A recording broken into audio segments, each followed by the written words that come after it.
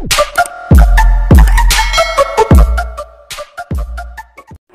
mga master! Welcome back again to our channel. Panibagong araw, panibagong kabanata na naman ang pagsamasamayin natin ngayong araw na ito. At kung bago ka sa ating channel, pag-click ang subscribe button and hit the notification bell para updated kayo sa ating mga susunod na videos.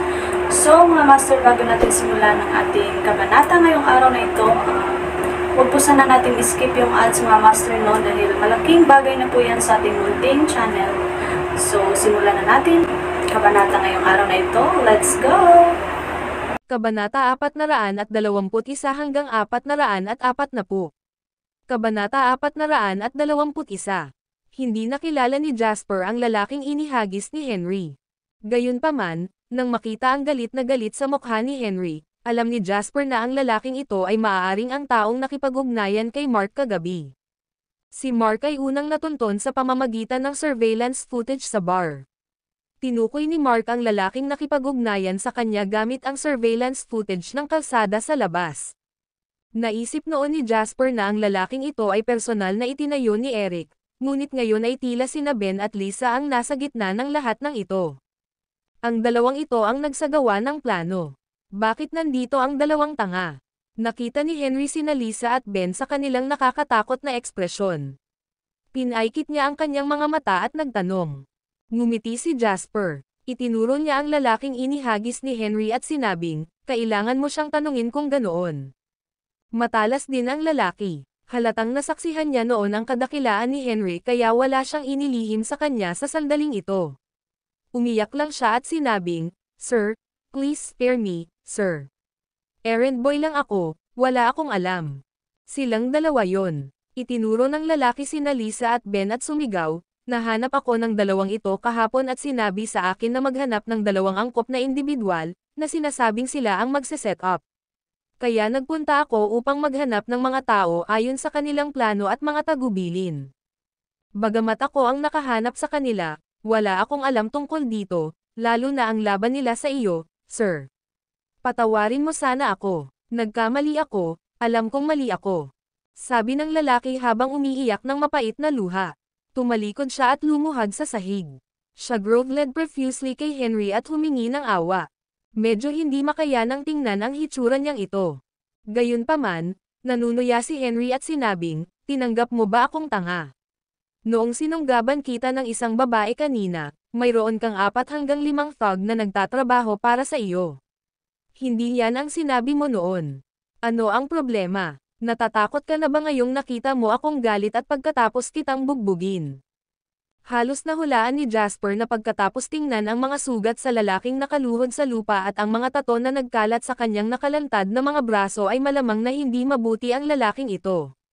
Matapos siyang matagpuan ni Lisa at Ben ay nagtama na rin silang tatlo. Upang sabihin kung gaano karaming alam ng masasamang ito ay labis ang pagpapahalaga sa kanya. Gayunpaman, sa kasong ito, siya ang pangunahing salarin na nag-set up kay Mark at sa dalawang babae. Hindi man lang maitatanggi na isa sa kanila ay kasabwat. Sa sandaling ito, ang mga ekspresyon sa Lisa at Ben ay maaaring inilarawan bilang kamanghamanghang. Hindi nila inasahan na gagampanan sila ng ganito kapag ito ay isang sitwasyon na dapat na sila ay nagpapakita ng off dahil sa pagkakaroon ng mataas na kamay. Alam ng Diyos kung paano biglang nahuli ni Henry ang thug na kanilang natagpuan. Nanghihinayang ang dalawa, dapat ay tinanggal na nila ang mga bakas at pahiwatig na iniwan nila sa bar noon. Anong F*** ang pinagsasabi mo? Agad namang nag-react si Ben.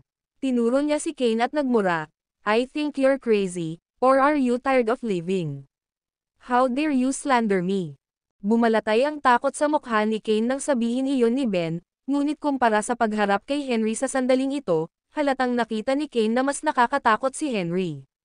Dahil dito, nagsalita si Kane sa nagngangalit na mga ngipin, Ben Hall, huwag mong sisihin ang iyong kaibigan sa pagtataksil sa iyo. Tinanong ko na kayo kung gusto nyo akong mawala saglit, pero ayaw nyo akong bayaran ng $100,000 na allowance para manirahan ako sa ibang lugar. Ngayong nahuli na ako, wala na akong masabi. Alinmang paraan, inutusan mo akong gawin ito. Namutla si Ben at sa sobrang galit ay halos maubos siya ng dugo. Ang video na ito ay edited by Urban Storytelling. Kabanata 422. Talagang tinanong siya ni Kane kanina kung dapat ba siyang umalis ng bansa upang humiga hanggang sa mawala ang kaguluhan, ngunit kailangan niya ng $100,000 na pondo upang tumira. Naisip ni Ben na sinasadya ni Kane na ay blackmail siya at nang maisip niya si Eric na nasa likod pa rin nila, hindi niya pinansin ng buo si Kane sa huli. Sinong mag-aakala na ang kalalabasan ngayon ay mahuli si Kane ni na Henry at Jasper? Sa sandaling ito, hindi lang galit at inis ang naramdaman ni Ben kundi medyo napahiya. Isara mo ang iyong bitag. Sa pagkakita na ang bagay ay ganap na nalantad, si Ben ay maaaring mag-ingat sa hangin. Nginitian niya sina Jasper at Henry sabay sabing, "So what if I used some tricks?" Ngayong tapos na ang usapin, wala na ring silbi kahit igulo mo pa. Sa kabilang banda, I'd really like to see you both meltdown knowing that you won't dare to do anything to me, hahaha. Bakit ba napakatanga ng isang batas na katulad mo? Ang pagkuha ng Kane sa pamamagitan lamang ng ilang mga trick at 2 babae. Talagang iniisip mo na ikaw ay lahat na may ganitong uri ng pag-uugali. Hayaan mong sabihin ko sa iyo ito, Lo, kung hindi dahil sa pamilya Lo, maaga ka pa sa pagiging tanga mo. Pagkasabi nito ni Ben, itinuro niya ang daliri kay Jasper at nginisyan, ganon din sa iyo. Huwag isipin ang iyong sarili bilang isang maverick. Maraming tao sa mundong ito na mas malakas kaysa sa iyo. Itong kaunting kakayahan mo ay wala. Sa tingin mo kaya mong kumilos ng mataas at makapangyarihan dahil lang sa nag-host ka ng handaan. What in the F***ing hell? Ang mga malalaking shot na iyon sa party ay pawang nagpuntirya sa mga nasa tuktok. Sa tingin mo, gaano ka ka-impluwensya? Hayaan mong sabihin ko sa iyo ito ngayon. Ikaw, Jasper Lane, ay isa lamang basura sa paningin ko. Matapos sabihin ang lahat ng ito ay naramdaman na lamang ni Ben ang pagtaas ng bigat mula sa kanyang mga balikat. Lahat ng mga kabiguan at hinaing na naipon at pinipigilan sa loob ng mahabang panahon ay nailabas lahat sa sandaling ito. Gumaan ang pakiramdam niya mula ulo hanggang paa, at napakasarap sa pakiramdam. Akmang hahangaan na niya ang hindi magandang tingnan na mukha ni na Jasper at Henry, narinig niyang gulat na sigaw ni Lisa sa tabi niya. Bago pa man niya mabaling ang ulo para tingnan ay may isang kamao na ang tumama sa mukha niya. Napatumba si Ben sa suntok. Lumapit si Henry, itinaas ang kanyang paa, at tinapakan siya ng ilang beses. Mukhang galit na galit ang mapupulang mukha ni Henry sa pagkakataong ito at muntik na niyang bugbugin si Ben sa lupa. Malungkot na sigaw ni Ben habang si Lisa naman ay nagpanik. Gusto niyang lapitan at hawakan si Henry, ngunit pinalipad siya ni Henry na may kasamang sampal. Tanga, may kalokohan ka sa utak. Mamatay ka sa kalye. F***sick ka. Huwag mong isipin na dahil lang ito sa mainland ay hindi ako mangangahas na itapon ka sa dagat para pakainin ang mga isda. Sinubukan mo pa akong itayo, papatayin kita. Kumain ka na. Nang makitang muntik ng patayin ni Henry si Ben, sinenyasan ni Jasper si Julian na nakangisi sa tabi niya na umakyat at hilahin siya pabalik. Saka lang lumapit si Julian at sinunggaban si Henry na halos mabaliw na. Si Henry na hinihila ni Julian ay nakaturo pa sa lupa si Ben na hindi na makatayo. He cursed, F***sick your mom. Isa ka lang aso at naglakas loob kang kalabanan ako. Naglakas loob pa akong magtali. Ang amo mong si Eric at pakainin siya sa mga isda, lalo na ikaw. Tumayo si Jasper at naglakad sa harap ni Ben. Nang makita ang dagwang mukha ng isa at kung paano siya nagpupumiglas na bumangon, hinampis niya ito sa balikat. Kumuha si Jasper ng papel na tuwalya at dahan-daang pinunasan ang dugo sa mukha ni Ben, at magiliw na sinabing, ibalik ang mensaheng ito kay Eric. Dahil pagod na siyang mabuhay, papatayin ko siya ngayon. Kung mayroon man siyang mga pakulo, dapat niyang gamitin ito ng mabilis dahil natatakot ako na hindi siya magkakaroon ng maraming oras at hindi ma-enjoy ang regalo na ibibigay ko sa kanya. Ang video na ito ay edited by Herban Storytelling. Kabanata 423. Gulat na napatingin si Ben kay Jasper. Medyo natakot si Henry kay Ben kanina, ngunit nang tingnan niya ang kalmado at tahimik na ekspresyon ni Jasper, bigla niyang napagtanto na ang pinaka-nakakatakot na tao sa mundo ay hindi ang taong sasampalin ka ng kamao. Sa halip, ito ay isang tulad ni Jasper, isang taong malinaw na nakikipag-usap sa iyo sa isang mapayapa na paraan ngunit maaaring magpadala ng panginginig sa iyong gulugad. Pinagsisisihan ni Ben ang pag-provoke kay Jasper. Nakaramdam din siya ng matinding pagsisisi sa paghihiganti matapos siyang ipahiya ni Henry. Bakit hindi na lang siya naggigiit at hinayaan ang bagay na ito? Ngayon, hindi lang siya naging pawn ni Eric, pero nasaktan din niya ng husto si Jasper. Kung si Eric ang nanalo sa laban na ito sa huli, wala siyang dapat ikabahala. Kung nanalo si Jasper, gayunpaman, hindi man lang maisip ni Ben ang kakilakilabot na kahihinatnan na kanyang kakaharapin. Ito ay tiyak na mas nakakatakot kaysa sa kamatayan mismo. Habang nagngangalit ang kanyang mga ngipin, pinunasan ni Ben ang dugo sa kanyang ilong at tumayo sa tulong ni Lisa. Talagang ipapasa ko ang iyong mensahe. Nagsalita si Ben sa pagitan ng nagngangalit na mga ngipin. Sana ikaw na, mahinang sabi ni Jasper. Hindi nang ahas sina Ben at Lisa na magsalita pa. Walang makakatiyak kung susugurin sila ni Henry at muling bugbugin. Kung nabugbog sila ni Henry dito, wala na silang magagawa dahil hindi man lang nila maibalik ang mga suntok. Magkayakap silang dalawa at naglakad papunta sa pinto. Pagbukas pa lang nila ng pinto ay narinig nila ang boses ni Jasper. Maraming beses, magkakaroon ka lang ng isang pagkakataon. Sana tama ang desisyon mo dahil magiging seryoso talaga ang kahihinatnan kung hindi mo gagawin. Nang marinig ni Ben at Lisa ang sinabi ni Jasper ay sabay silang kinilig sa hindi malamang dahilan. Matapos huminga ng malalim, tiniis ni Ben ang sakit sa kanyang katawan at sinabing, "Salamat sa paalala, ngunit ang kahihiyan na natanggap ko ngayon ay malapit nang maibalik sa inyo ang 2 beses. Maghintay lang at tingnan." Pagkasabi noon, hinayla ni Ben si Lisa palabas ng pinto. Damn, ang lakas pa naman niyang guluhin ako, ha? May mabangis at masamang tingin sa mga mata ni Henry. Mukha siyang susugod at bugbugin si Ben. Gayunpaman, sa sandaling ito naikan-away ni Jasper ang kanyang kamay at sinabing, "Kalimutan mo na, minsan mo na siyang natalo. Kung matalo mo siya hanggang mamatay, ang mga bagay ay hindi lamang magiging mas mahirap harapin. Hindi rin ito makakatulong. Ano ang dapat nating gawin ngayon?" Napatingin si Henry kay Jasper. Hindi sinagot ni Jasper si Henry, sa halip ay tumingin kay Kane at nagtanong, "Ano ang nakasulat sa dokumentong ibinigay mo kay Ben?" Natakot si Kane dahil sa pananakit ni Henry kay Ben kanina. Bagamat si Kane ay isang hoodlum na nakaranas ng mga away sa kalye na mas mabangis kaysa dito, nababahala pa rin kung sino ang kabilang partido. Kung ito ay isang ordinaryong ruffian, kung gayon ay wala siyang pakialam kung bugbugin siya ni Henry o hindi, at kung lampuin siya ni Henry, kung gayon ay mababayaran na lang ni Kane ang lalaki ng pera. Gayunpaman, ang lalaking binasted ni Henry ay si Ben. Alam ni Kane na si Ben ay isang tunay na mayamang trust fund na sanggol. Ang isang young master na tulad niya ay madaling makahanap ng makakapatay ng isang gangster na tulad niya, lalo pa ang isang tulad ni Henry na madaling year-okan si Ben hanggang sa hindi niya may galaw ang isang buhok. Hindi partikular na alam ni Kane ang mga pagkakakilanlan ni Jasper at Henry, ngunit pagkatapos ng insidente kanina, alam niya na ang dalawang ito ay tiyak na hindi mga taong maaari niyang pukawin. Iniwasan ni Kane ang pagtama ng mata, nauutol ng napakatagal habang hindi makapagsalita. "Hindi ko alam kung sino ka," sabi ni Jasper sa kalmado at direktang paraan, na pinutol ang pag-utol ni Kane. "Ngunit masasabi ko na hindi ka mabuting mamamayan na sumusunod sa batas. Maniwala ka sa akin, kung naiinis ka sa akin, marami akong paraan para makulong ka.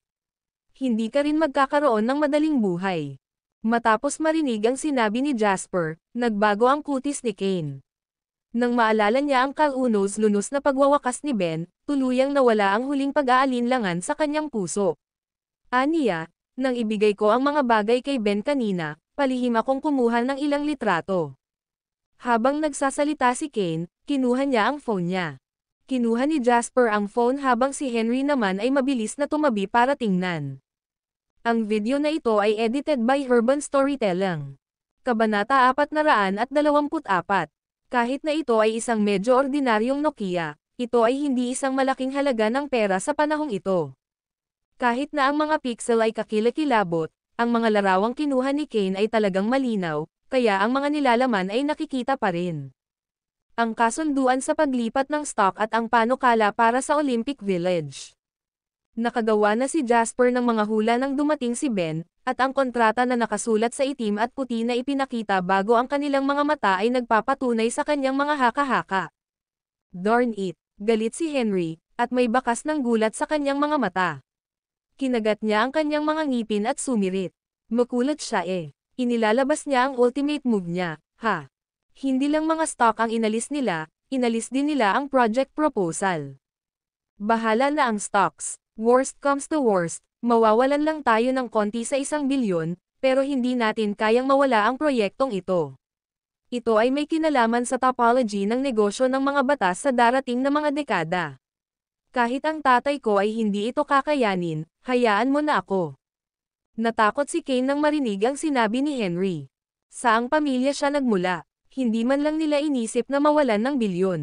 Naisip ni Kane na ang dalawa ay gumagawa ng pelikula kung hindi niya alam na imposible ito. Ano ang mangyayari ngayon? Ilang minuto lang, 2 beses na ring naitanong ni Henry kay Jasper ang tanong nito. Hindi man lang napansin ni Henry na buong-buo niyang tinuturing si Jasper bilang kanyang pinakamalakas na suporta. Ang una niyang naging reaksyon kapag may nangyaring major na tulad nito ay hindi pumunta kay Zachary o Anna para talakayin ang mga countermeasure, ngunit sa halip, humingi ito ng tulong kay Jasper. Nag-isip si Jasper habang nakasimangot habang sinasabing, maghihintay kami.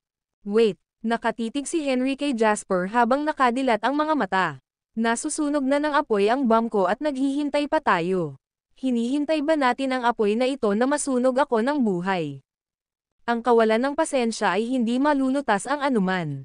Napabuntong hininga si Jasper. Frankly speaking, we're in a unfavorable situation ngayon. Si Eric ang may kapangyarihan, kaya hintayin na lang natin siyang kumilos at mag-isip ng paraan para harapin ito. Napaawang ang bibig ni Henry habang umuungol. Wala namang mawawala sa amin. Worst comes to worst, babalik na lang ako at maglilinis tungkol dito kay Lolo. Ipaglalaban natin ito sa Turners. Tingnan natin kung sino ang unang hihingi ng awa. Ngumiti si Jasper at sinabing, kung balak ng mga Turner na labanan ito sa iyo, hindi na sana nila pinadala sina Lisa at Ben. Ginawa ito ni Eric sa kanyang sariling kagustuhan. Hindi pa siguro alam ng pamilya niya ang tungkol dito. Iligtas pa rin natin ang sitwasyon. Napabuntong hininga si Henry, saka malungkot na umupo sa sopa. Sabi niya sa pagkadismaya, kasalanan ko ang lahat. Tinapik ni Jasper ang balikat ni Henry at sinabing, walang silbi ang pagiging depressed kapag nagkakamali. Humanap muna ng paraan para malutas ang problema, hintayin itong lumipas, pagkatapos ay tumingin sa likod at tingnan kung ano ang kulang sa iyo. Matuto mula sa iyong mga pagkakamali, at kahit na binayaran mo ito ng mabigat na halaga, hindi ito magiging walang kabuluhan. Habang nagsasalita si Jasper, tumunog ang phone niya. Hindi niya nakilala ang numero. Nang i-connect ni Jasper ang tawag ay narinig ang mahinahon at nakaka-relax ang boses ni Eric. Mr. Lane, I heard na sobrang lakas ngayon ni Mr. Henry, Nagulat ako na ang lakas pa niyang magpatalo. Malumanay na sagot ni Jasper, mukhang napakahusay ng ginawa ni Ben sa pagpasa sa aking mensahe sa sandaling umalis siya sa pinto. Tumawa ng mahina si Eric. Oo naman, isang pangungusap lang. Hindi naman siya ganoon mahirap gawin. Sagot ni Jasper, hindi mahirap magpasa ng mensahe. Ang mahirap ay kung paano namin ito pinaplanong lutasin. Tumawa si Eric at sinabing, huwag mo akong paglaruan ng mga pipong bogtong. Mag-usap tayo mamayang alas 5:30 ng hapon sa Intercontinental Hotel, paano yan? Pupunta ako doon sa oras. Ang video na ito ay edited by Urban Storytelling. Kabanata 425. Nang ibaba na ni Jasper ang telepono, nagmamadaling tinanong siya ni Henry, Eric. Tumanggaw si Jasper. Inimbitahan niya kami para sa hapunan sa Intercontinental Hotel sa alas 5:30 ng hapon. Hehe, mukhang may negosasyon tayo, mahinahong sabi ni Henry. Hawak niya ang bargaining chip, kaya natural lang na i-maximize niya ang kanyang kita. Tingnan natin kung ano ang sinasabi niya, sabi ni Jasper. Huminga ng malalim si Henry at sinabi sa malalim na boses, hindi na rin natin kailangang magpakumbaba. Ako ang nagsimula ng gulo na ito, kaya pananagutan ko ito. Gaya nga ng sabi ko, worst comes to worst, babalik na lang ako at maglilinis kay Lolo.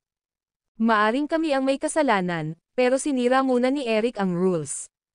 Hindi hahayaan ng aming pamilya na mawala ng ganoon kadali ang bagay na ito. Sa palagay mo ba ay may lakas ng loob si Eric na simulan ang mga batas ng isang ganap na digmaan sa mga Turner? Hindi. Umiling si Jasper at bahagyang pinaikit ang mga mata. Napakakomplikado ng mga bagay sa Swallow Capital ngayon. Ang lokal na paksayon at ang mga negosyante ng Harbor City ay lahat ay nakatutok sa proyektong pagtatayo ng Olympic. Ang isang maliit na pagbabago ay maaaring makaapekto sa buong proyekto.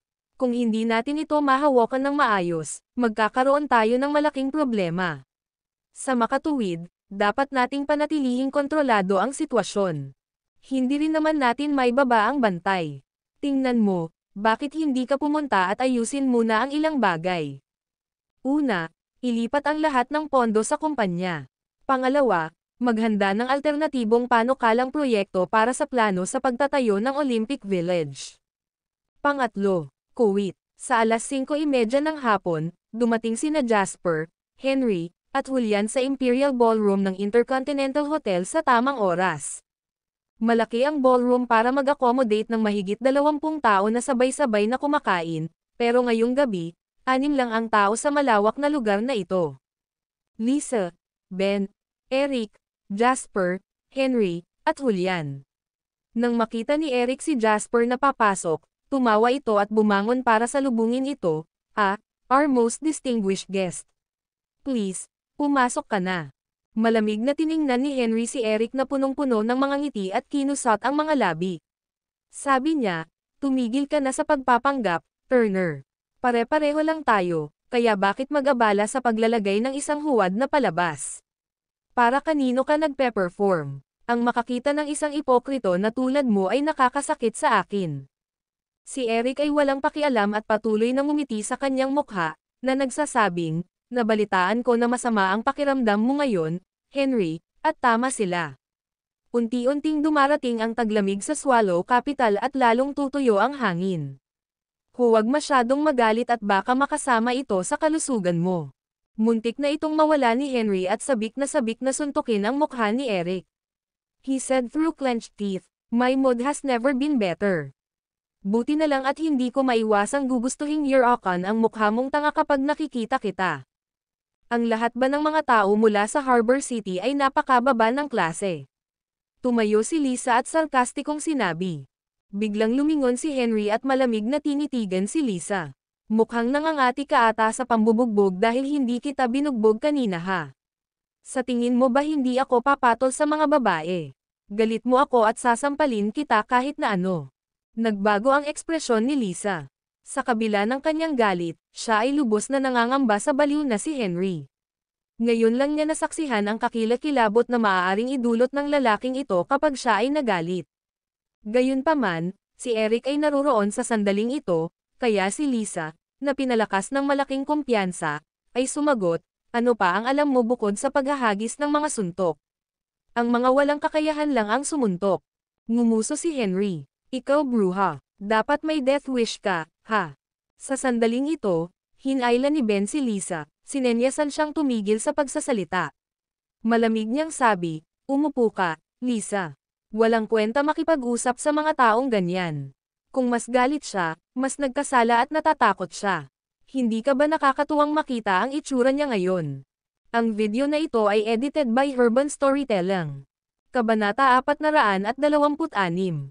Dahil katatapos lang niyang bugbugin ni Henry noong maghapon, balot pa rin ng goz ang ilong ni Ben.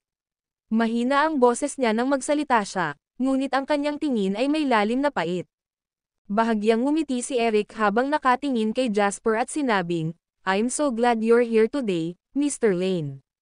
Sa wakas makakagawa na tayo ng negosasyon.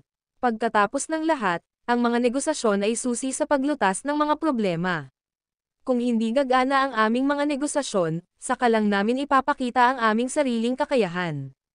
Anong sabi mo? Mahinahong sabi ni Jasper, get straight to the point. Itigil ang paggamit ng dalawang katamtaman at hindi gaanong mahalagang mga karakter upang magbunga ng awayan. Ang boring lang. Ibigay mo ang iyong alok. Ang mga sinabi ni Jasper ay katumbas ng mga suntok na ibinato ni Henry kay Ben noong maghapon. Agad na nagbago ang ekspresyon ni Ben at Lisa. Mula sa mga salita ni Jasper, masasabi ng sino man na hindi niya sila tinuturing na tao.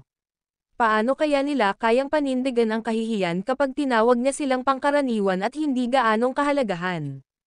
Sa sobrang lakas ng sigaw ni Lisa kay Jasper sabay turo sa kanya, sino ka ba Jasper Lane sa tingin mo? Ano ang ipinagmamalaki mo? Huwag kalimutan na mayroon pa rin kaming bargaining chip na maaaring magastos sa iyo ng mahal. Hindi ka ba natatakot na mabaygo ang negosasyong ito at masira ang lahat ng iyong mga plano? Tumingin si Jasper kay Lisa at ngumiti. Mukhang maganda. Mukhang maganda. Napatulala ang lahat. Nagtatakang tumingin silang lahat kay Jasper, hindi alam kung paano lumabas sa bibig niya ang dalawang salitang iyon. Lalong namangha si Lisa. Dapat ay nagalit si Jasper pagkatapos marinig ang sinabi niya, hindi ba? Marahil ay magpakita pa siya ng kababang loob. Gayunpaman, ano ang ibig niyang sabihin sa sounds good? Frankly speaking, si Eric ang nag-orkestra nito. Wala kang utak o lakas ng loob. Ang tanging dahilan kung bakit nakakasali kayong dalawa dito ay ayaw ni Eric na masira o malantad ang kanyang plano, at ayaw din niyang madungisan ang kanyang mga kamay. Mga guwantes lang niya kayo. Ngumiti si Jasper at mahinahong nagpatuloy, ang isang pares ng guwantes na may bahid ng dugo ay maaaring itapon anumang oras. Dapat alam mo ang halaga mo. If all fails, then I can just turn around and walk away, no big deal. Huwag mag-atubiling harapin ang mga batas sa iyong sarili. Isipin mo, kapag nangyari iyon, sa tingin mo ba papakawalan ka ni Eric? O hahayaan ka ba ng mga nagngangalit na batas? Isang kakaibang hangin ang bumalot kina Lisa, Ben, at Eric kasunod ng mga sinabi ni Jasper. Napailing sila sa mga sinabi ni Jasper, at lalong tumindi ang kanilang kawalan ng tiwala sa isa't isa. Mukhang kinakabahan sina Lisa at Ben habang nakatitig kay Eric. Si Eric, gayunpaman, ay mukhang kalmado. Tinitigan niya si Jasper at sinabing, ang galing mo talaga magtanim ng dissension, di ba Mr. Lane? Oh, inaamin ko ang pagkatalo ko. Malamig na tiningnan ni Jasper si Eric at sinabing, hindi naman siguro kailangan na sabay tayong kumain ng pagkain na ito. Sabihin ka agad sa amin ang iyong mga kondisyon. Busy akong tao. Wala akong oras para mag-aksaya ng kalokohan sa iyo dito. Ngumiti si Eric at sinabing, dahil gusto mong dumiretso ako dito, sasabak ako doon. Simple lang naman ang hiling ko. Maibabalik ko ang lahat sa iyo ngunit sa halagang 5 bilyon. At saka, gusto kong lumuhad kayo ni Henry. Nawala bigla ang ngiti sa mukha ni Eric nang sabihin niya ang huling 6 na salita, sa halip ay naging malamig at masama ang ekspresyon niya. Para siyang isang demonyo na napunit ang maskara nito at sa wakas ay inilabas ang mga pangil nito. Tumawa ng malakas sina Lisa at Ben pagkasabi niya ng mga katagang iyon, tuwang-tuwa. Kung ikukumpara, lumubog ng husto ang mga ekspresyon ni na Jasper at Henry. Para naman kay Julian, ang buong pagkatao niya ay nabalot ng mamamatay tao na aura. Hanggat binibigyan siya ni Jasper ng utos, hindi siya magdadalawang isip na suntukin si Eric at punatin ito. Itinuring na ngayon ni Julian si Jasper bilang kanyang tagapagligtas. Kapag sinimulan niyang hampasin ang isang tao, wala siyang pakialam kung ang kabilang partido ay isang young master o kung sila ay may marangal na katayuan. Sa kanyang opinyon, ito ay isang bagay lamang ng isang click at twist. Ang video na ito ay edited by Urban Storytelling. Kabanata 427. Jasper Lane at Henry Lo, hindi mo na alam ang sasabihin mo, ha? Natutuwa ka pa ba sa sarili mo? Puno pa rin ang sarili mo. Tinakpan ni Ben ang namamagang ilong at mapait na sinabi, tingnan natin kung kaya mo pang maging napakayabang. Gusto kong makita kung sino ang unang bumaba. Hindi mo ba naririnig? Bingi ka ba o puno ng she*T ang tenga mo? Hiniling niyang Master Turner na lumuhad ka. Si Lisa ay mukhang sobrang kampante, sabik na tumalon at tumitig ng diretso sa mukha ni Jasper. She said, napakabusog mo sa sarili mo kanina, no? Hindi ba't lahat kayo ay mapagmataas at makasarili? Ang galing mo talagang magpanggap, no? Sige na, gusto kong makita kung paano ka patuloy na magpapanggap. Si Wendy siguro naging bulag na 9 love sa'yo. Gusto kong makita ang pagmumukha mo kapag lumuhad ka. Ipapaalam ko kay Wendy para marealize niya kung gaano kakulit ang lalaki niya. Ha. I bet Wendy will give up on you after that. Ako lang, si Ben Hall, ang maaaring maging Mr. Right niya, ako lang ang karapat-dapat sa kanya. Halos mabaliw na si Ben, ang kanyang galit at pagkabigo ay sumasabog ng sabay-sabay sa sandaling ito. Mabangis siyang tumingin kina Jasper at Henry saka nagpakawalan ng malakas na tawa. Ang tagal kong hinintay ang sandaling ito. Kapag lumuhad ka, aalisin ko si Wendy at bantayan kita. Nag-cross arm si Eric at walang pakialam na sinabi, mukhang hindi kayo masyadong nagkakasundo, ha? Kaya ano ang magiging? Kapag tapos ka ng mag-isip, gusto kong lumuhad ka at humingi ng tawad sa akin. O siya nga pala, sabi mo gloves ko sila diba? Gusto kong magdagdag ng isa pang kondisyon. Hindi lamang kailangan mong lumuhad sa akin, ngunit kailangan mo ring lumuhad sa aking mga guwantes. Kung maganda ang mood ko, ibabalik ko ang mga bagay sa iyo. Talagang nasa mabuting kalooban si Eric. Siya ang nag-host ng piging ngayong gabi lalo na para ipahiya sina Jasper at Henry. Sa kanyang opinyon, ang dalawang ito ay walang pagkakataon na magkabalikan. Wala silang choice kundi gawin ang sinabi niya. Nagpasalamat sina Ben at Lisa kay Eric. Salamat sa pagbibigay sa amin ng pagkakataong itaas ang aming mga ulo, Eric, matamis na sabi ni Lisa kay Eric. Emosyonal din na sinabi ni Ben, tama. Salamat sa iyo, Mr. Eric, hehe. Tanging isang lalaking tulad ni Mr. Eric ang karapat-dapat na maging isang tunay na magnate. Wala ka lang kumpara sa kanya. The only reason why you can be so complacent before this is because Mr. Eric would not want to argue with you. Well, nagawa pa rin niyang gamitin ang mga taktika niya para mapaluhod ka sa huli, di ba? Sa sandaling natapos ni Ben ang kanyang pangungusap, naramdaman niya ang isang nagyayelong tingin sa kanya. Tumingin siya kay Henry, nakita niya ang malungkot na ekspresyon ng huli, at napaatras ng hindi namamalayan. Marahil ay na-trauma si Ben pagkatapos ng pambubugbog ni Henry. Gayunpaman, mabilis na napagtanto ni Ben na siya ang may kapangyarihan ngayon. Hindi magkakaroon ng lakas ng loob si Henry na maglagay ng isang daliri sa kanya, kaya bumalik siya sa pagiging matapang at tiwala sa sarili muli. Anong tinitingin-tingin mo? Kung sa tingin mo ay napakahusay mo, bakit hindi mo subukang saktan ako ng isang beses pa? Huminga ng malalim si Henry at ikinuyom ang kanyang mga kamao. Hindi pa niya naramdaman ang sobrang galit noon. Dahil sa sobrang lakas, pumutok ang kanyang mga buko na parang popcorn. Gayunpaman, tiniis niya ang lahat. Kinagat niya ang kanyang mga ngipin at malamig na pinagmasdan sina Eric, Lisa, at Ben. Magsasalita pa lang si Henry, nagsalita si Jasper. Si Julian, dahil gusto niyang bugbugin, tutuperin namin ang kahilingan niya.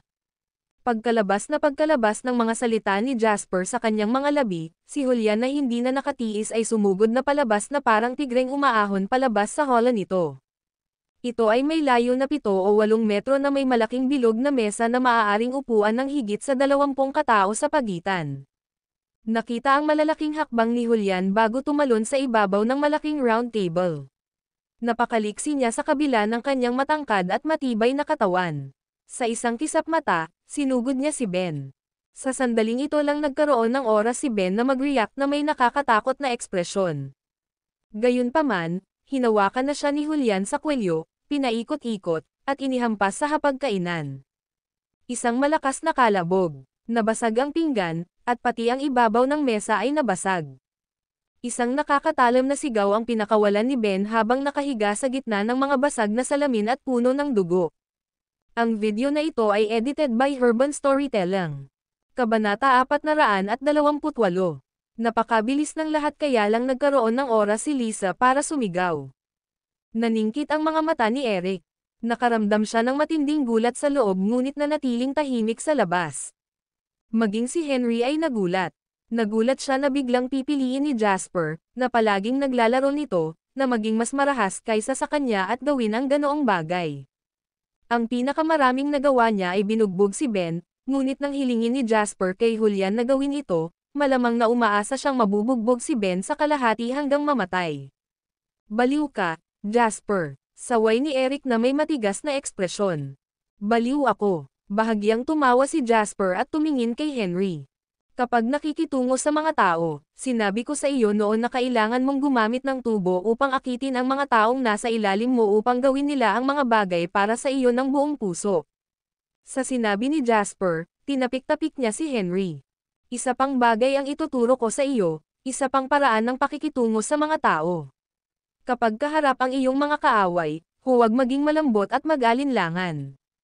Pinakamahalaga, huwag bigyan ang iyong mga kaaway ng isang bagay na gagamitin laban sa iyo. Worst comes to worst, labanan mo sila hanggang kamatayan. Kapag hindi ka dapat sumuko, huwag kang sumuko. Huwag kailanman yumuko sa kompromiso.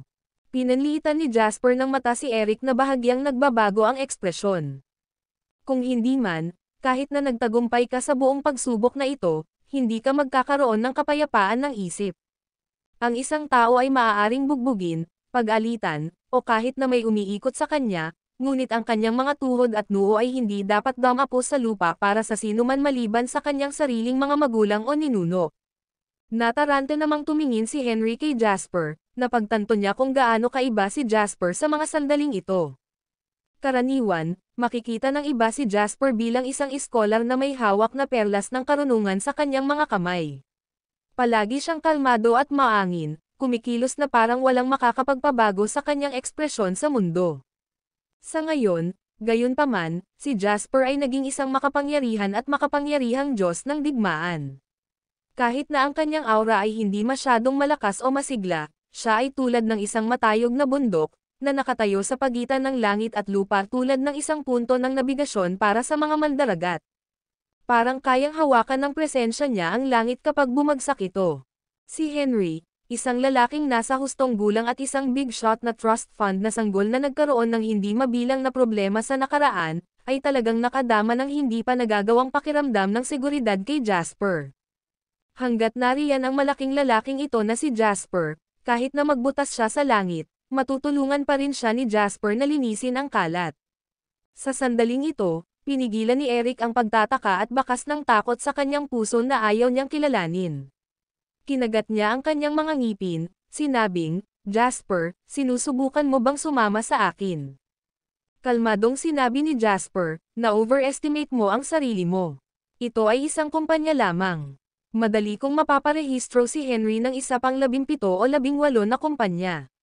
Tungkol naman sa project proposal, kung gusto mo, then take it. Sa tingin mo hindi ko magagawa ang isang mas mahusay." Tinitigan ng masama ni Eric si Jasper, tapos biglang nagalit. "Mabuti, dahil iyon ang sinabi mo, sa tingin ko ay hindi na matutuloy ang negosasyong ito." "Wala nang negosasyon." Biglang nagtaas ng volume si Jasper. Kayang kayanin ng mga batas ang pagkalugi na ito, ngunit pagkatapos nito, malinaw kung masasabi sa iyo na ang mga Turner at ang dalawang clown na ito ang magiging numero unong kaaway ng mga batas at ng lahat ng mga grupo ng negosyo ng Harbor City. Ang mga grupo ng Harbor City at ako, si Jasper Lane, ay aatake sa lahat ng industriya ng Turners sa lahat ng paraan. Mula sa sandaling ito, magsisimula tayo ng isang malawakang digmaan. Isa lang sa atin ang mananalo sa laban na ito. Walang kapayapaan ang gagawin. Umalangaw-ngaw ang kanyang boses sa napakagandang bulwagan. Mayroong central air conditioning sa 5-star hotel na pribadong silid na ito, kaya natural, ang hangin ay dapat na napakalamig at nakakapreskong. Si Eric, gayunpaman, ay nakaramdam ng kirot sa kanyang puso.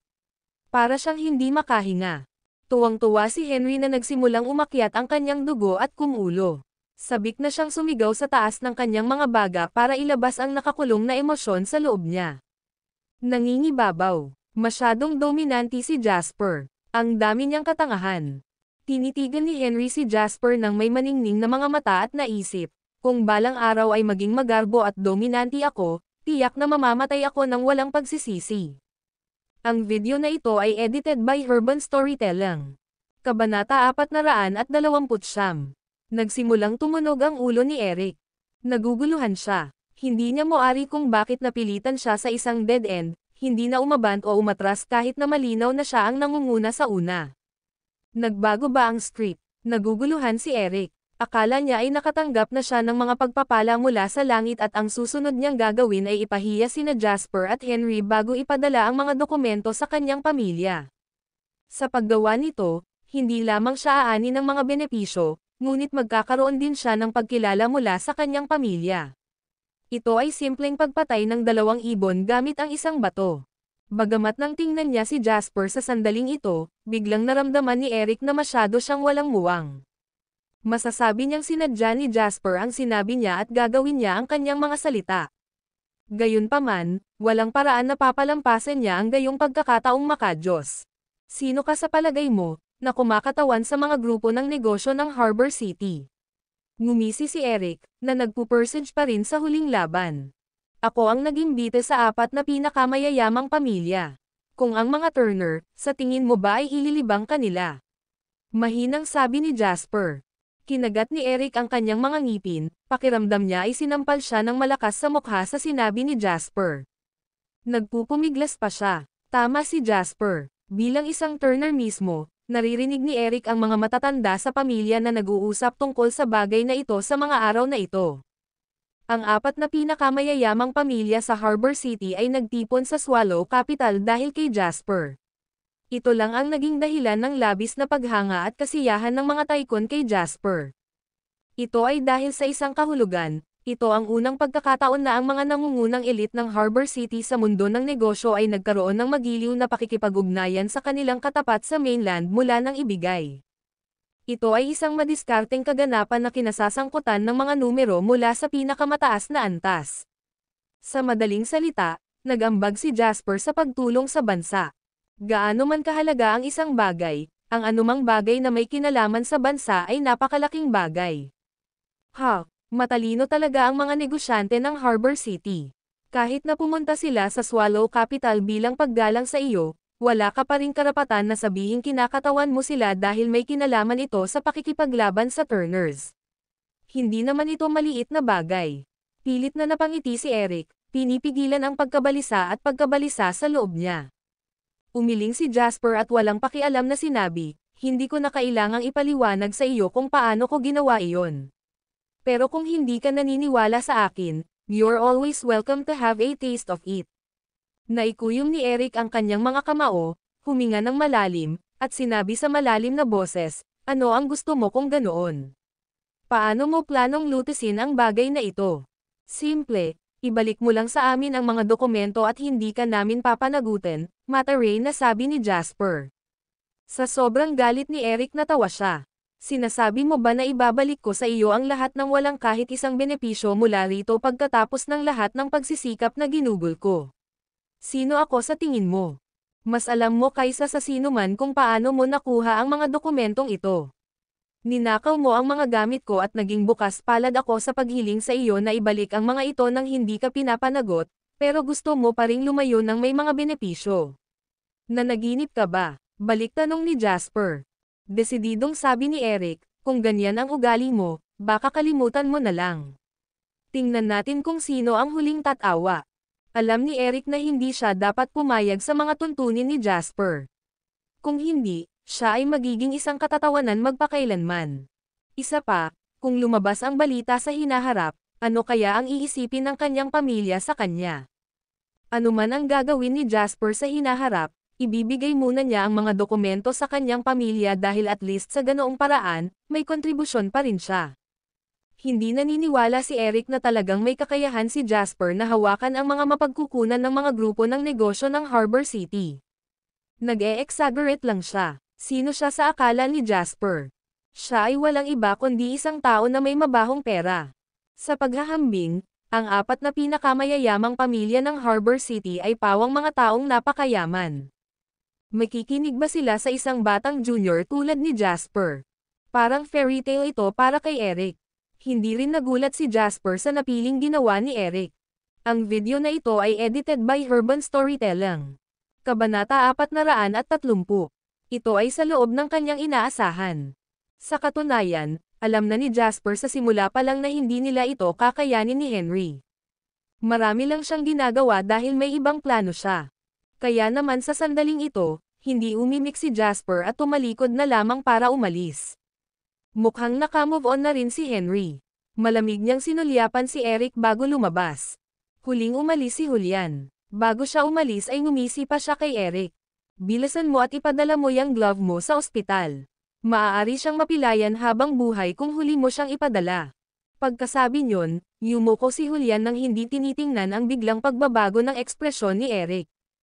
Pagkaalis ni Jasper at ng grupo niya, sinigawan ni Lisa si Eric, "Eric, halika at tingnan mo.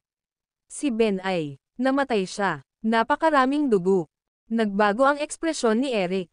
Kung dito namatay si Ben, ang buong pangyayaring ito ay magiging isang malaking gulo. "Bilisan mo at tumawag ng ambulansya. Nasa sasakyan sila pabalik. Pinatay mo si Ben, Julian." Kinapa ni Henry ang kanyang leeg at tinanong si Julian kung sino ang nagmamaneho ng sasakyan. Tuwang-tuwa na sabi ni Julian, "I wouldn't dare. Sinabihan lang ako ni Jasp na bugbugin siya kaya binali ko ang buntot niya." Kung siya ay tumatanggap ng napapanahong paggamot, pagkatapos ay kalahati ng 1 taon ay sapat na para sa kanya upang gumaling. Kung maantala ang kanyang paggagamot, maaari siyang baldado habang buhay. "Aray!" Napabuntong hininga si Henry. "Turuan mo ako ng hakbang na ito balang araw, ito ay napakakul." Akala ni Jasper ay natuto na si Henry ng leksyon ngunit napagtanto niyang minamaliit niya ang pagiging spoiled ng binatang ito. Hindi niya sineseryoso ang bagay na ito at mas gusto pa niyang matuto ng bagong hakbang. "Hindi mo kakayanin, young Master Lo. Mahirap talaga ang pagsasanay sa martial arts," matapat na sabi ni Julian. "Mukha ba akong taong hindi makatiis ng hirap?" Tanong ni Henry na hindi kumbinsido. "Yes," sincere na sagot ni Julian. "Ikaw." Galit na galit si Henry, pagkatapos ay bumantong hininga at sinabing, "Tama ka." Pagkatapos makipagbiroan kay Julian, bumaling si Henry kay Jasper at sinabing, "Nakapagdesisyon na ako." "Ano?" Nakangiting tanong ni Jasper. "Diretso ako sa Old Master Lo at ipagtatapat ang lahat." Napabuntong hininga si Henry. "Napag-isipan mo na ba? Hindi ka na natatakot?" Curious na tanong ni Jasper. Masungit na sabi ni Henry, "Sa tingin mo hindi ko masasabi na si Eric, ang tanga, ay hindi ibabalik sa atin ang mga bagay. Sinubukan pa niya kaming lumuhad. Ipapakain ko siya sa isda sooner or later. Hindi ko kayang ilihim ito ng matagal. Maaaring natatakot akong bumalik at magtapat, ngunit ginawa mo ang napakaraming bagay para lang ipaalam sa akin na kailangan kong pagbayaran ang gulo na naidulot ko." Dahil sa sinabi ni Henry, muling tumingin sa kanya si Jasper. "Hindi masama. Napakaraming bagay ang ginawa ko para lamang matulungan kang maunawaan na magkakaroon ng hindi mabilang na mga taktika sa pabago bagong mundo ng negosyo. Tatanda na ang lolo mo, at hindi ka mapoprotektahan ng iyong ama magpakailanman. Aalis sila sa harap mo kahit anong mangyari. Kailangan mong matutunan kung paano lampasan ang bagyo sa iyong sarili." Tumanggaw si Henry na may malungkot na ekspresyon.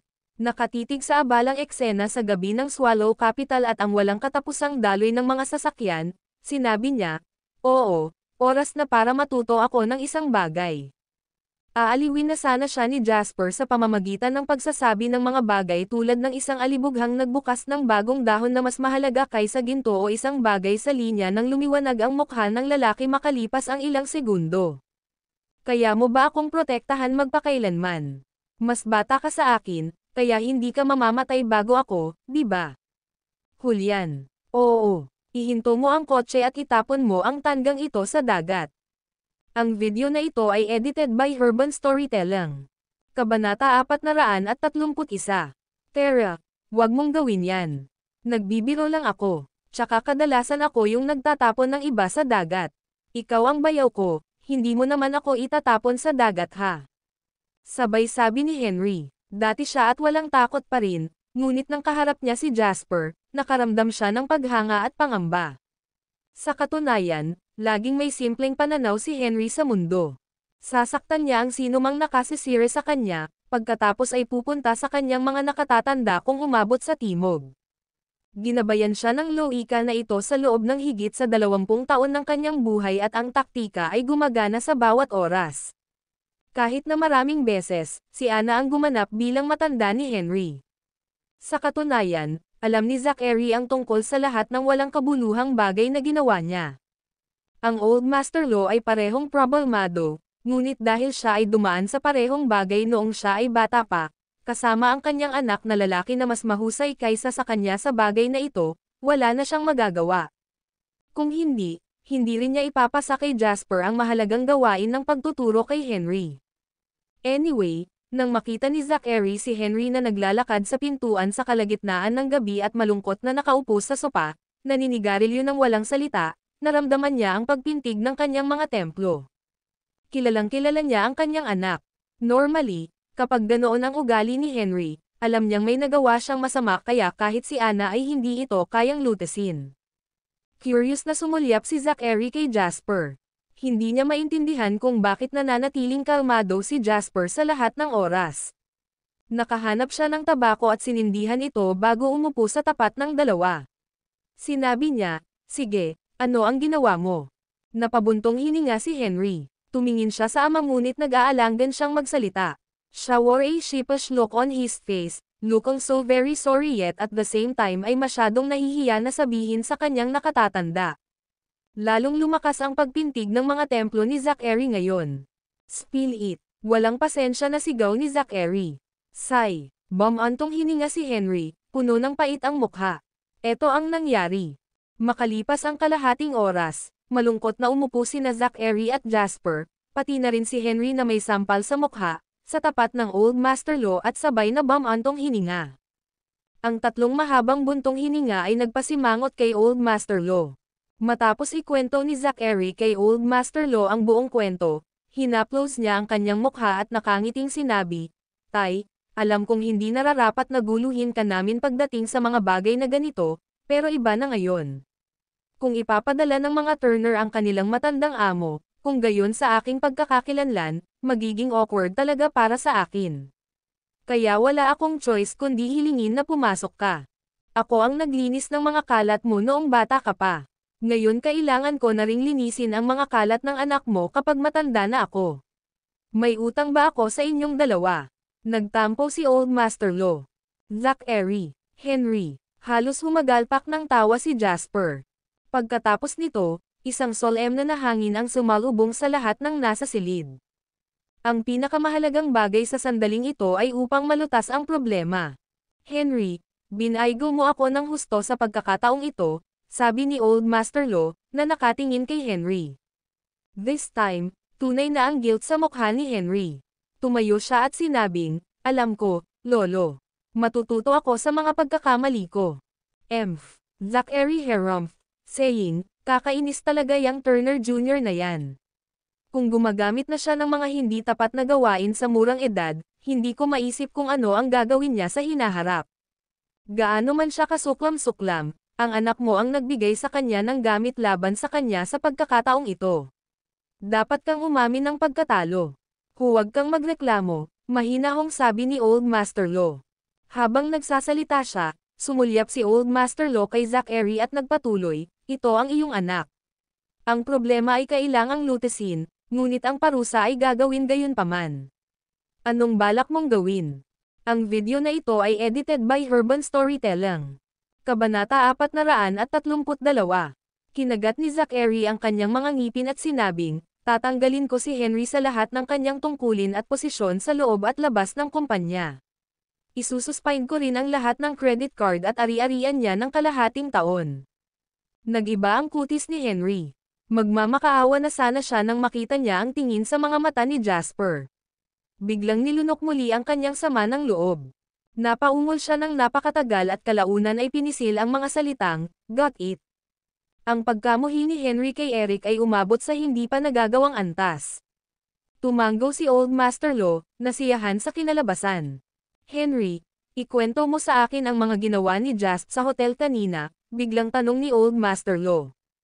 Pinigil ni Henry ang inis at ikinwento ang pagiging dominante at bonggang kilos ni Jasper kanina. Naging emotional siya bigla. Isinalaysay niya ang mga bagay na ginawa ni Jasper ng may ningning at galit.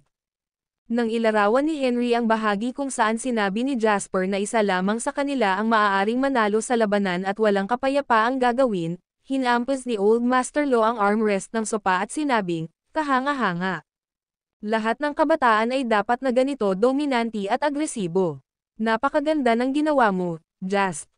Tumawa si Jasper at sinabing, "Nag-aalala ako na baka sisihin mo ako sa pagiging magarbo para lang takutin siya."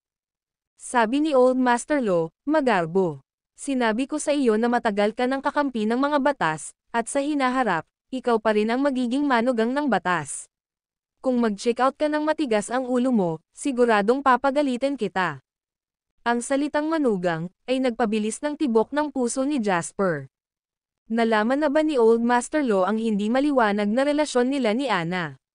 Medyo na-guilty si Jasper. Magsasalita pa lang sana siya nang nagpatuloy si Old Master Lo sa malalim na boses, hindi magiging madaling lutisin ang problemang ito. Tumango rin si Zachary at sinabing, "The Turners are hard to deal with." At saka, si Brad ay isang tusong matandang sorrow. Pagkatapos ay mayroon ding Old Master Turner. Kung ang mga bagay ay hindi makontrol, kung gayon ang pagkawala na ating pagdurusa ay magiging mahusay. Kahit na mahirap hawakan ang sitwasyong ito, dapat nating tapusin ito kaagad o tayo ay magiging dehado kung ito ay may parating sa publiko. Tumingin si Old Master Lo kay Jasper at mahinang sinabi, "Ano ang iminumungkahi mong gawin natin, Jasp?" Pinag-isipan ito ni Jasper at sinabing, "Malamang hindi tayo lalabanan ng mga Turner hanggang sa huli." Ang pangkat ng negosyo ng Harbor City ay isang sensitibong paksa sa ngayon at maraming mga tycoon ang nanonood. Hindi sila magsasagawa ng matinding mga hakbang sa panahon ng kritikal na yugtong ito. Sa tingin ko maaari pa tayong makipag-ayos. Nagtampo si Henry. Ano ang dapat pag-usapan? Magsimula lang ng digmaan kaagad. Ang mga batas ay hindi kailanman natakot sa sinuman. Sa Harbor City, kahit ang 3 pang pamilya ay walang lakas ng loob na guluhin kami. Kung gagawin ko ito, kukuha ako ng 2 lalaki para kaladkarin si Eric sa likod ng bundok at ilibing siya. Tumahimik ka. Sinong nagsabing ikaw na ang magsalita? Sigaw ni Zachary. Pumalakpak si Henry at walang sabing umupo ng masungit. Jasp, biglang sabi ni Old Master Lo. Tumayo si Jasper at sinabi, "Nandito ako, Old Master Lo." Sabi ni Old Master Lo, "Kailangan kitang mag-ayos bukas. Magpadala ng imbitasyon kay Old Master Turner sa ilalim ng aking pangalan at anyayahan si Brad pati na rin ang mga sangkot sa usaping ito sa pagkakataong ito. I treat ko sila ng dinner pero gusto kong ikaw ang host." Nagmuni-muni si Jasper at tumango, sinabing, "Okay, bukas ko na gagawin." Nakangiting tumango si Old Master Lo at tinapik ng maayos ang braso ni Jasper, sinabing, "Nabigo si Henry na matupad ang inaasahan ko, kaya kakailanganin ko ang tulong mo sa maraming bagay." Ang batang ito ay maunawain, ngunit bago siya maliwanagan, hindi ako sigurado na matanto niya ang lahat ng pagsusumikap na ginagawa mo. Napatingin si Jasper kay Henry at ngumiti. "Huwag kang mag-alala, Old Master Lo. Hindi naman siya masama." Kinawayan ni Old Master Lo ang kanyang kamay at sinabing, "Sige, dapat kayong lahat ay umalis. Tapusin ito bukas at tandaan, kahit na nagpapadala ka ng mga imbitasyon sa ilalim ng aking pangalan, dapat na ikaw ang host. Ikaw ang may hawak." Bahagyang tumango si Jasper. Binabalak ni Old Master Lo na ipahiram sa kanya ang kanyang prestihiyo para takutin ang kabilang partido. Ang video na ito ay edited by Urban Storytelling. Kabanata 433. Kinaumagahan ng madaling araw. Tirahan ng Turners. Bahay ni Brad. Ang bango ng tabako ay tumagos sa hangin. Tahimik na nakinig si Brad habang muling ikinwento ng kanyang anak na si Eric ang nangyari.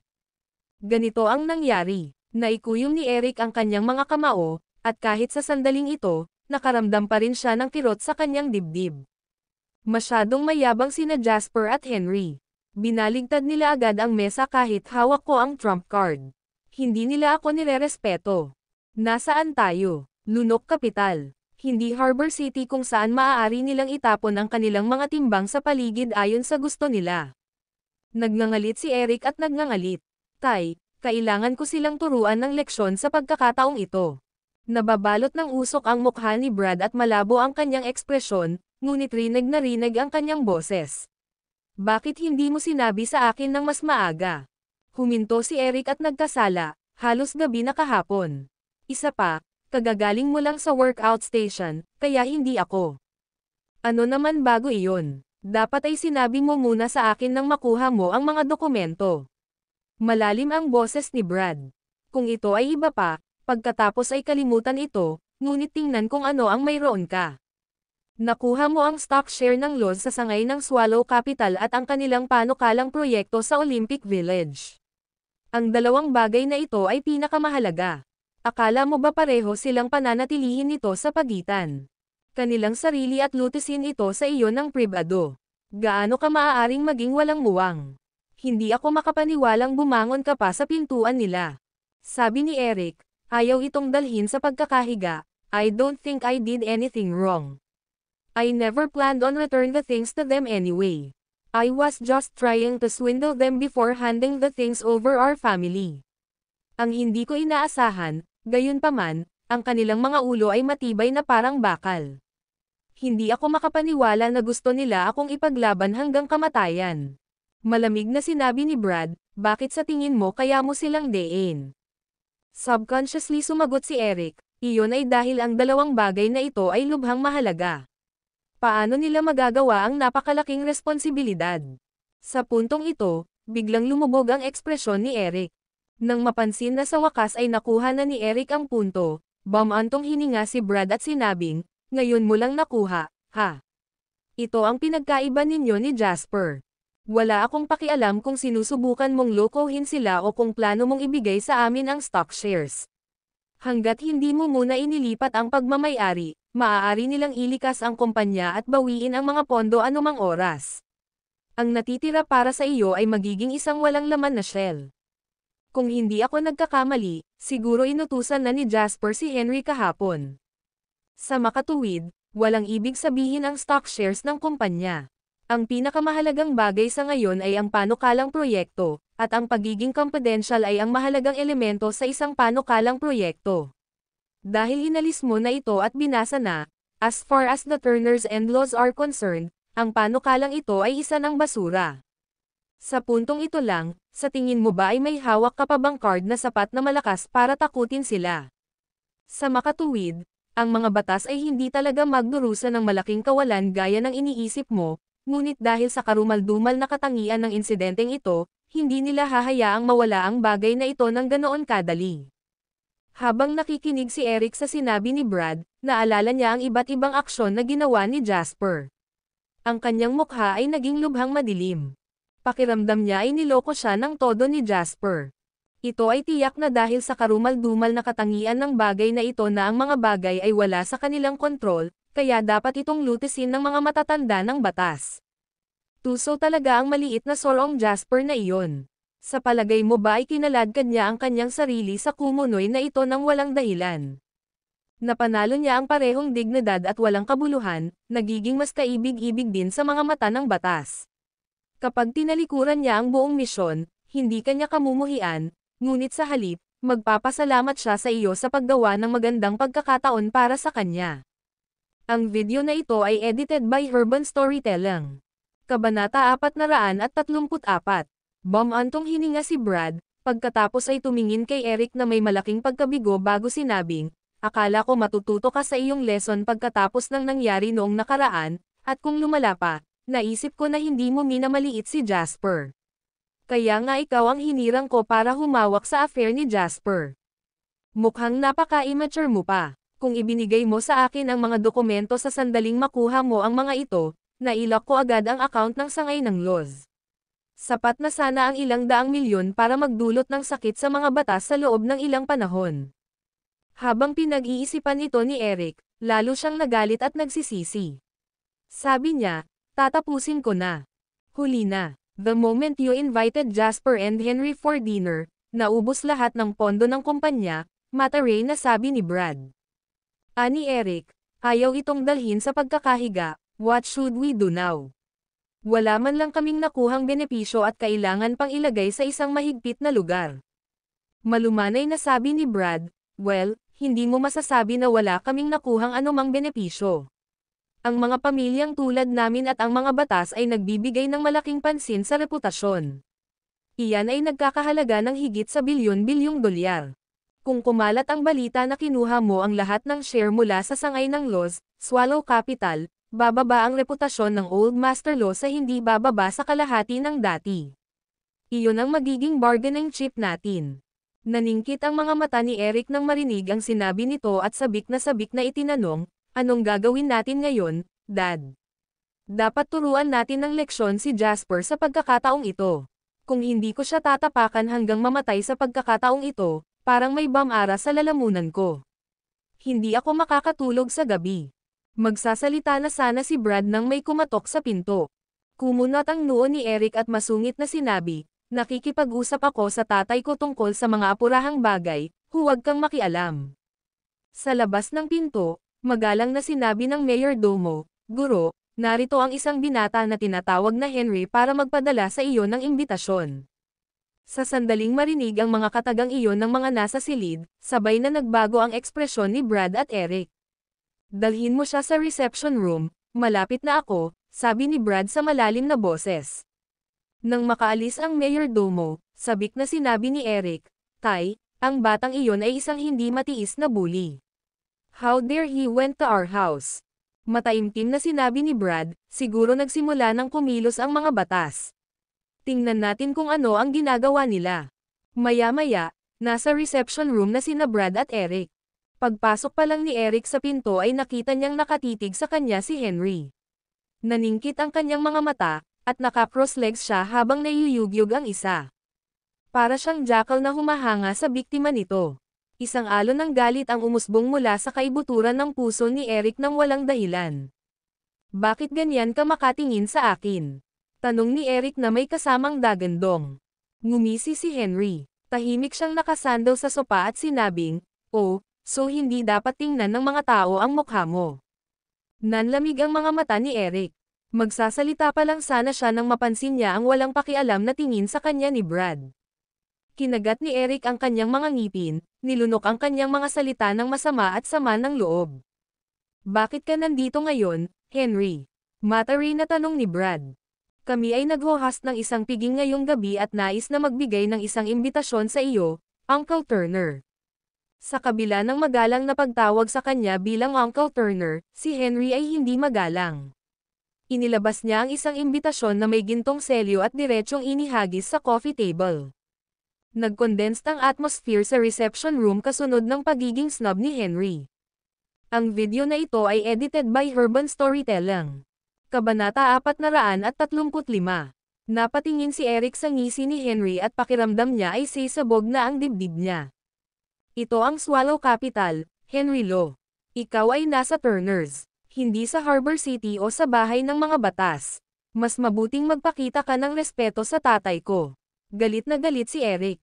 Paanong hindi ako gumagalang? Napakunot ng noo si Henry at naginat, casual lang kasi akong tao. Ano ang mali? Hindi makatiis. Creak. Hindi makapaghintay si Eric na suntukin ang nakakainis na mukha ni Eric ngayon. Namula ang mukha ni Eric dahil sa galit at hinaing.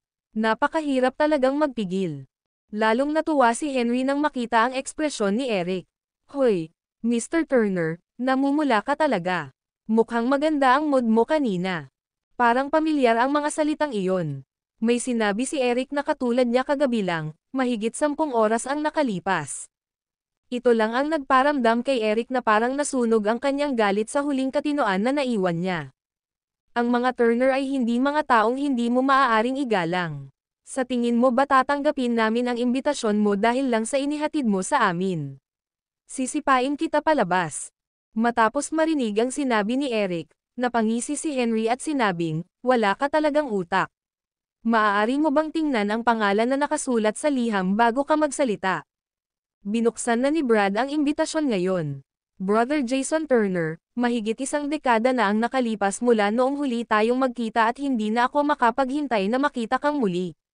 Ngayon, espesyal kitang iniimbitahan, Kuya Jason, pati na rin ang iyong batihing pamangkin na si Brad at apo. Eric na magkasamang maghapunan sa alas 6 ng gabi sa Imperial Ballroom ng Intercontinental Hotel ng Swallow Capital. Taos Puso, Tom Lo at Jasper Lane. Nang makita ni Brad ang imbitasyon, naging tense ang kanyang mukha. Jason Turner ang pangalan ni Old Master Turner. Tom Lo ang pangalan ni Old Master Lo. Ito ay isang liham ng paanyaya mula sa Old Master Lo na nag-iimbita kay Old Master Turner sa isang piging. Si Brad ay walang karapatan o lakas ng loob na tanggihan ang isang imbitasyon ng ganoong sukat, pabayaan si Eric. Ang labis na ikinagalit ni Brad ay kaagad pagkatapos ng pangalan ni Old Master Lo ay ang pangalan ni Jasper Lane. Ano ang dapat na kinakatawan nito? Nangangahulugan ito na itinulak ni Old Master Lo si Jasper sa isang antas na mas mataas kaysa kay Brad. Lumapit si Eric para tingnan ang imbitasyon, at isang sulyap lang ay sapat na para maging mas nakakamangha ang kanyang kutis kaysa lumunok siya ng bakal. Nagulat siya, natakot kahit na, sa katotohanan na ang pangalan ni Jasper ay maaaring sumunod ng malapit sa likod ng pangalan ni Old Master Lo. Kahit papaano kung lumabas ang pangalan ni Henry dito, hindi na siya makakaramdam ng conflict gaya ng nararamdaman niya ngayon. May isa pang bagay na nahirapan siyang tanggapin, ang piging ay ginaganap sa Imperial Ballroom ng Intercontinental Hotel. Dito siya pinahiya ni Jasper kagabi. Pinili ba ni Jasper ang lokasyon, marahil para ipahiya siya ng kusa? Nagsimulang tumunog ang ulo ni Eric, at naramdaman niya ang pag-akyat ng dugo sa kanyang dibdib, na nagparamdam sa kanya ng labis na hindi komportable sa loob. Gayunpaman, alam ni Eric na wala siyang karapatan o ang kanyang ama na tanggihan ang imbitasyong ito, kaya wala siyang pagpipilian kundi tiisin ang pagmamataas ni Henry. Nakakuyom ang kamao, mapait na pinandilatan ni Eric si Henry. Walang nakakaalam kung ano ang iniisip niya.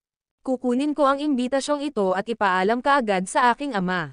Please send my regards to Old Master Lo, Henry, mahinahong sabi ni Brad, isinara ang imbitasyon. Bumalik na sa normal ang ekspresyon niya. Tumawa si Henry at sinabing, oo naman. Talagang ipapadala ko ang iyong pagbati, Tio Turner. Dahil naihatid ko na ang imbitasyon sa iyo, aalis na ako. Dahil doon, tumayo si Henry at nagswak sa pinto. Nang madaanan niya si Eric ay bigla siyang huminto sa kinatatayuan niya. Lumapit si Henry kay Eric at ngumiti, idiot, just wait and see, tapusin na kita. Hindi ka ba naging proud sa sarili mo? Tara na, tawagan natin ang ating mga magulang at tingnan kung kaninong mga magulang ang mas dope. Maaaring talagang makapangyarihan si Old Master Turner, ngunit hindi lang ikaw ang kanyang apo. Isang apo lang ang lolo ko. Paano mo maihahambing sa akin? Kalokohan. Pagkasabi nun, naglakad na si Henry habang tumatawa ng malakas. Biglang namutla si Eric, hindi na napigilan ang galit. Binasag niya ang kamao niya sa coffee table. Sa isang kalabog, damyugo ang kamao ni Eric na parang umaagos na ilog. Ang sakit ay nagpamanhid sa kanyang mga ugat, at ang kanyang titig ay lalong naging mapait. Hindi ko kaya itong nakahiga, Dad. Umungol si Eric.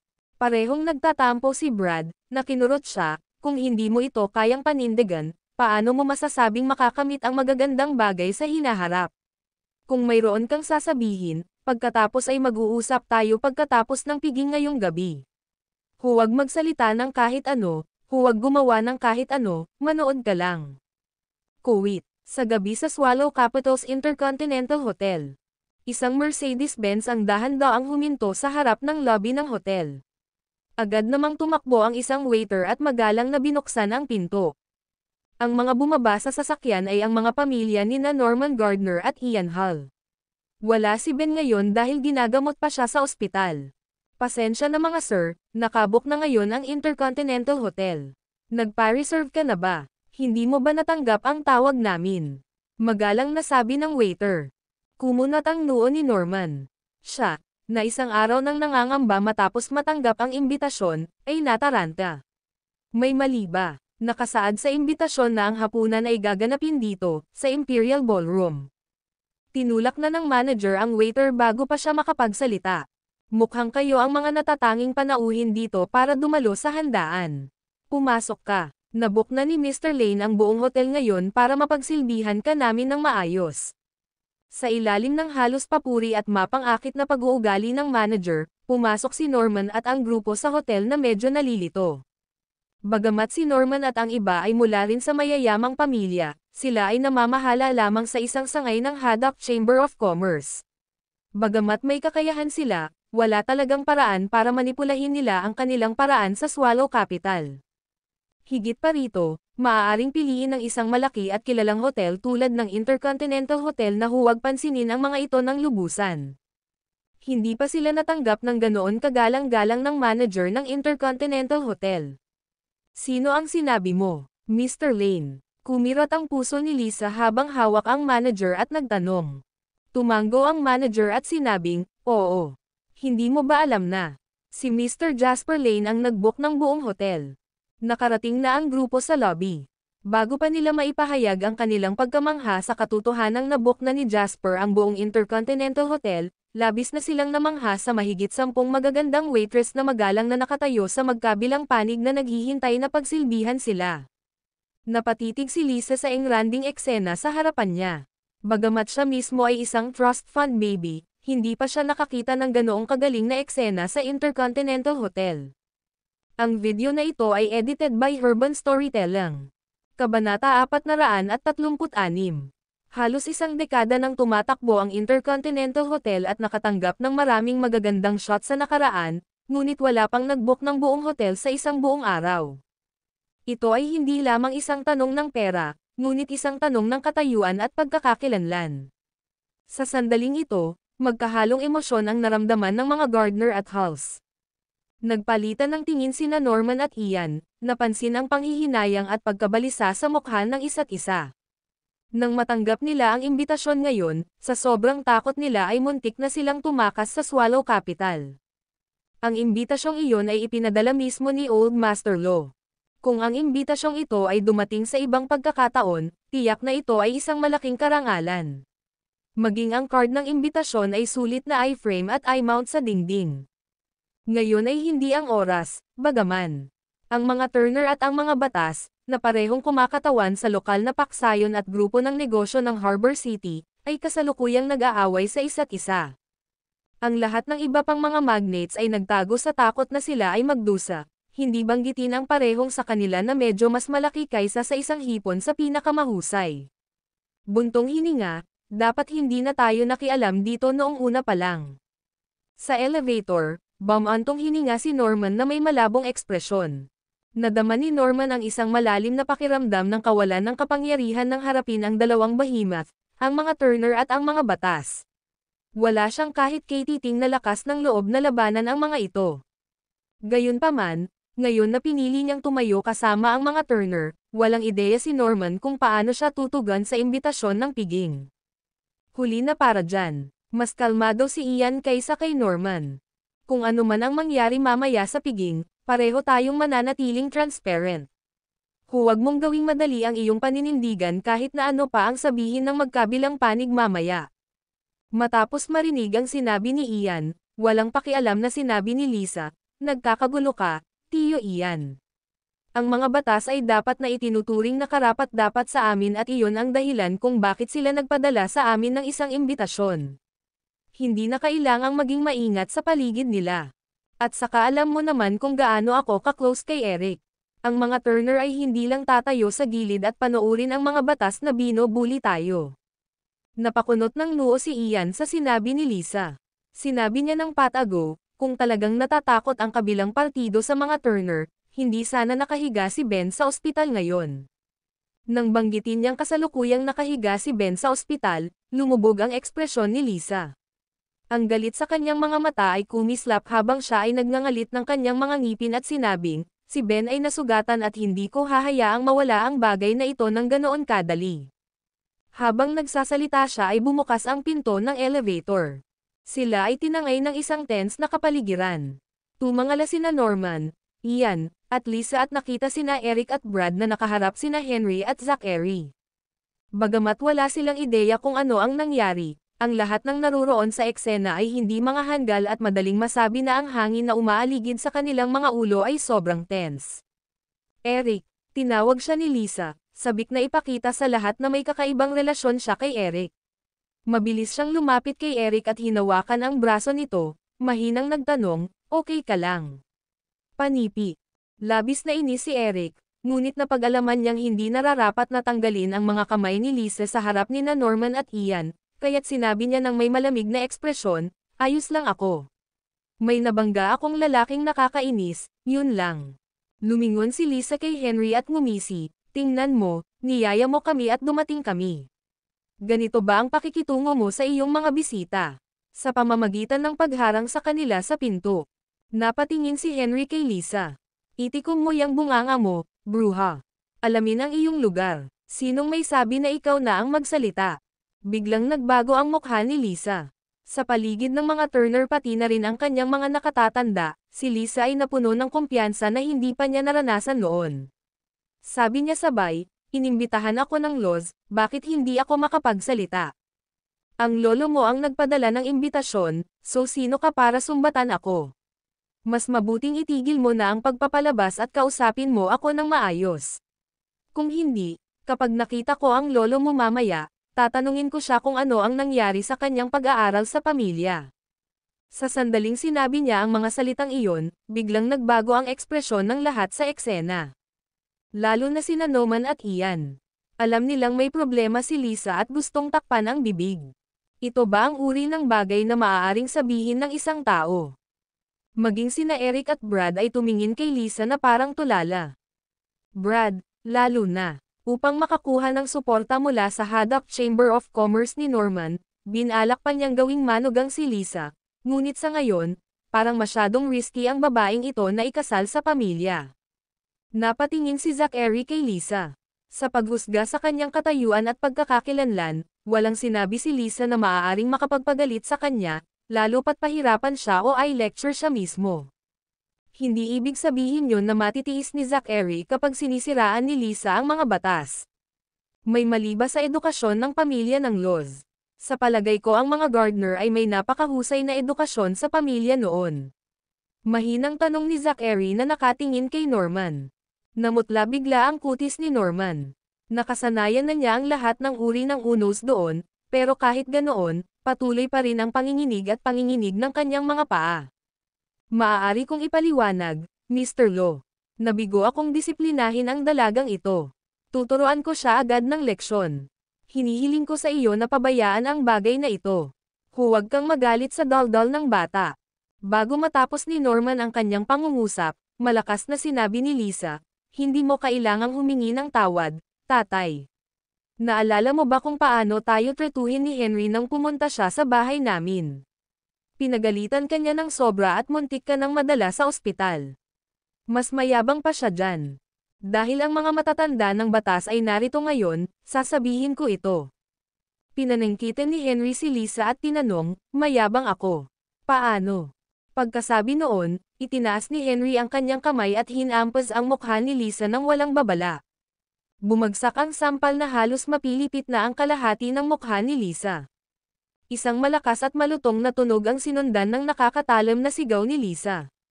Tinitigan ni Henry si Lisa at malamig na sinabi, ikaw bruha. Akala mo ba hindi kita kakalagkarin sa likod ng bundok at ililibing ng buhay ha? Sa tingin mo hindi kita gagawa ng daliri dahil lang nandito ang tatay mo at si Eric. Pagkatapos ng sampal, may mga tali ng dugo na nakasabit sa gilid ng bibig ni Lisa. Tinakpan niya ang mukha niya, tumunog ang ulo niya. Sa ilalim ng matinding kahihiyan at sakit, pakiramdam niya ay mababaliw na siya. Sinaktan mo na naman ako, Henry Lo. Ilalagay mo ba ako sa ospital pagkatapos mong tamaan ang pinsan ko? Ikaw bruha, sa palagay ko hindi ka naman ganoon kagago. Itinaas ni Henry ang kanyang paa at sinipa ang tiyan ni Lisa. Nagmumura at umuungal, hindi ako kadalasang pumapatol sa mga babae. Pero bagay ka talaga, no? Pinilit mo akong gawin ang pagbubukod na ito ng isang beses. Moherf ** Sacker, how dare you say na ang mga batas ay walang pinag-aralan? Ang video na ito ay edited by Urban Storytelling. Kabanata 437. Walang pumihil kay Henry na sampalan at sipain si Lisa. Kahit si Norman mismo ay walang magawa kundi pigilan ang sakit sa puso at galit. Kung tutuusin, si Lisa ang unang nagsabi ng mga maling bagay, at nasa harapan niya ang mga nangungunang aristokrata ng Harbor City.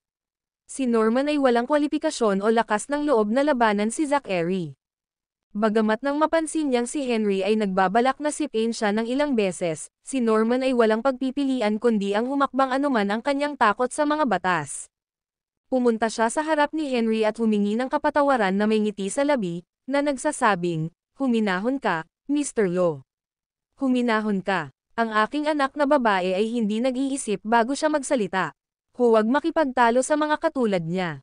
Napakagandang araw ngayon, huwag nating sirain ang mood natin sa mga ganitong bagay na walang kabuluhan, di ba? Hihingi ako ng tawad sa ngalan ng aking anak.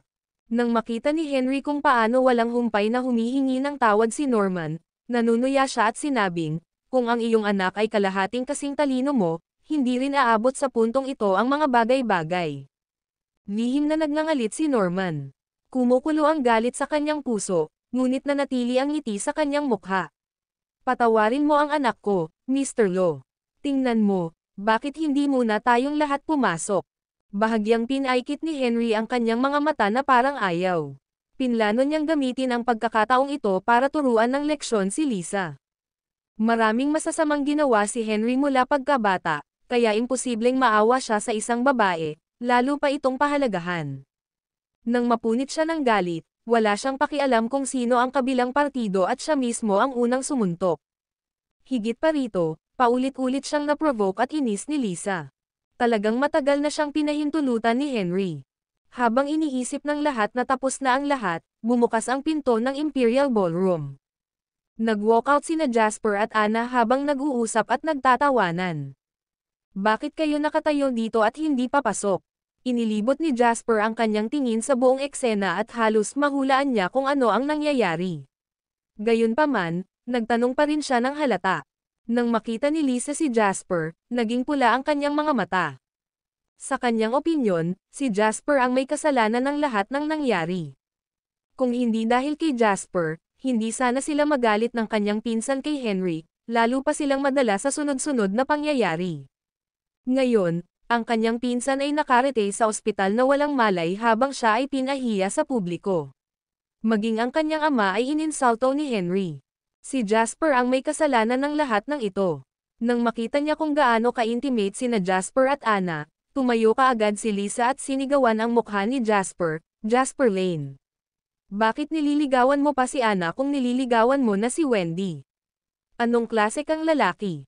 Bahagyang kumunot ang noo ni Jasper, tinitigan ang kawawang si Lisa na nabaliw. Walang pakialam na sabi niya, Ms. Gardner, sa palagay ko ay hindi ka dapat dumalo sa piging ngayong gabi sa ganitong estado. Ayokong gugulatin mo ang parehong matandang master kung hindi ay makagawa ka ng malaking kasalanan. Ngumisi si Lisa. Tinulak niya si Norman na nagbago na ang mukha habang sinusubukang pigilan siya. Sumigaw siya, tumigil ka na sa pagpapanggap. Akala mo ba hindi ko alam na nanliligaw ka sa mga babae para umakyat sa sosyal na hagdan? Nilapitan mo si Wendy sa mainland at si Anna sa Harbor City, na parehong anak ng mga aristokrata. Ang bait mo naman diba? Sumasakit ang tiyan ko kapag nakakakita ako ng mga walang hiyang lalaking tulad mo. Sino ang sinusubukan mong ipakita, na kumikilos na parang mas mahusay ka kaysa sa ibang tao? Kapag ang isang babae ay nahulog, tinatawag namin siyang isang maluwag na babae. Mayroon ba tayong termino para sa isang nahulog na tao? Isang lalaking maluwag. Umalangaw-ngaw sa buong koridor ng Imperial Ballroom ang matalas at baliw na boses ni Lisa. Natahimik ang lahat, maging si Henry ay nakatitig kay Lisa na parang nabaliw. Ang video na ito ay edited by Urban Storytelling. Kabanata 438. Kung isasantabi niya ang mga sama ng loob nila, talagang napahanga siya ni Lisa. She must have a death wish na magsalita kay Jasper ng ganyan. Ang huling taong nagsalita kay Jasper ng ganoon ay malamang na inilibing sa isang libingan na may damo na 3 talampakan ang taas ngayon, tama ba? Si Lisa ay tila nawalan ng malay. Wala siyang pakialam at itinuro si Anna, na nagsasabing, sa tingin mo ba ay talagang napakahusay ng lalaking ito? Palabas lang ang lahat. Sigurado akong hindi mo alam ito, pero may nililigawan siyang ibang babae maliban sa iyo at ang pangalan niya ay Wendy Schuler. Ikaw, spare ka lang. Baka sa mukha ni Lisa ang kahihiyang hinanakit at kilig. Tila hinding-hindi siya magsasawang bahiran ang pangalan ni Jasper. Nakakatawa. Hindi ako makapaniwala na ikaw, ang anak ng mga batas, ay talagang nalinlang ng isang lalaki mula sa mainland at hindi mo alam na ikaw ay nanghihimasok sa relasyon ng iba. Hindi ka man lang ba nahihiya? Namumula ang mukha ni Norman, at maging si Ian ay mukhang namumutla. Alam nilang tapos na ang lahat. Mukhang kalmado si Anna. May isang napakalamig na hamog na nagyelo sa kaibuturan ng kanyang mga mata. Patay ka na ba, Henry? Mahinang sabi ni Anna. Nang inig si Henry at itinulak si Norman ng walang sabi-sabi, sinakal ang lalamunan ni Lisa habang nanunuya, marunong ka talagang maghanap ng sarili mong kapahamakan. Alam niyang mali ang direksyon ni Norman, sumugod si Norman at sumigaw, Huwag Mr. Lo. Mangyaring huwag. Tumigil ka para sa akin. Tinulak ni Henry si Norman at ngumisi, do it for your sake. Sino ka sa tingin mo? Kung mayroon kang lakas para humingi ng awa sa akin, bakit hindi mo ito ginamit para mapag-aral ng maayos ang iyong anak? Biglang nagsalita si Eric, alamin kung kailan titigil, Henry. Lumingon si Henry habang nakapikit ang mga mata, nakatingin kay Eric pataas at pababa. He then grinned from ear to ear. Sinusubukan mo bang ipagtanggol siya? Nagsimulang umawang ang bibig ni Eric. Wala siyang balak na makialam sa totoo lang, pero ngayon lang siya binigyan ng tingin ng kanyang ama na si Brad kaya no choice siya kundi humakbang. The Laws ang host para sa piging na ito ngayong gabi at bisita mo lang kami. Bilang host, sa tingin ko, medyo sobra-sobra para sa iyo na talunin ang iyong bisita. Kung mayroon kang sasabihin, maaari tayong mag-usap palagi pagkatapos ng ating pagkain, hindi ba? Naghihintay ang mga matatandang amo, sabi ni Eric. Ngumisi si Henry at sinabing, stop talking nonsense. Bakit ako maghihintay dahil lang sa sinabi mo sa akin? Sino ka sa tingin mo? Bumaba ang ekspresyon ni Eric. Nagalit siya. Malamig na nakatitig kay Henry, sinabi niya, narito ang ating mga matatanda, hindi mo lugar para turuan ako kung ano ang gagawin. Sisigat pa lang sana si Henry nang lumapit si Jasper at tinapik siya sa balikat, sinenyasan siyang bumitaw. Hindi man nasiyahan si Henry, handa siyang makinig kay Jasper at kumalas sa leeg ni Lisa. Gayunpaman, ilang segundo lamang matapos siyang bitawan ni Henry, isang sampal ang dumapo sa mukha ni Lisa. Si Jasper ang nakabangga sa kanya. Sigaw ni Lisa. Sinampal ni Henry ang kaliwang bahagi ng kanyang pisngi, at ngayon ay sinampal ni Jasper ang kanang bahagi ng kanyang pisngi. Biglang namula yung mukha niya at namamaga na parang baboy. May bisyo ang titig niya nang tumitig kay Jasper. Gayunpaman, nang makita ang malamig na mga mata ni Jasper, napilitan si Lisa na ibalik ang sama ng loob. Ang sampal na ito ay para pigilan ka sa pagsasabi ng kalokohan, mataray na sabi ni Jasper. Pagkasabi niyon, hindi na niya tinitigan si Lisa at tumalikod para sabihin kina Zachary at Brad, malapit na ang oras. Bakit hindi muna tayo pumasok sa Imperial Ballroom? Ang video na ito ay edited by Herban Storytelling. Kabanata 439. Bahagyang gamaan ang tensyon ng kapaligiran sa sinabi ni Jasper. Ngumiti si Zachary, pinuna sina Henry at Anna papasok sa kwarto. Mahigpit na sumunod sina Brad at Eric sa likuran. Nang madaanan ni Brad si Jasper, tumigil siya sa kanyang paglalakad at pinalaki si Jasper pataas at pababa. Bigla niyang sinabing nakangiti, gusto mo bang pumunta sa Turner's, para uminom ng tsaa? Nag-aalinlangan ang lahat ng sabihin ni Brad ang mga salitang iyon. Ano ang ibig sabihin noon? Sinusubukan ba niyang hilahin si Jasper sa gilid niya? Sinusubukan ba niyang guluhin ang mga batas? Si Zachary na hindi pa nakakalayo ay ngumiti ng walang pakialam. Dumiretso siya sa Imperial Ballroom.